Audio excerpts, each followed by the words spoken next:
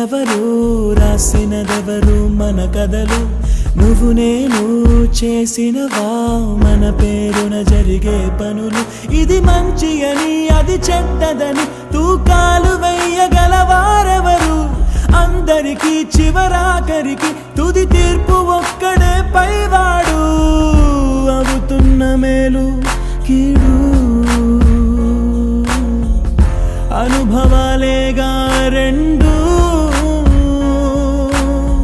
దైవం చేతి బొమ్మలేగా నువ్వు నేను ఎవరైనా తలో పాత్ర వేయకుంటే కాలయాత్ర కదిలేలా నది సంద్ర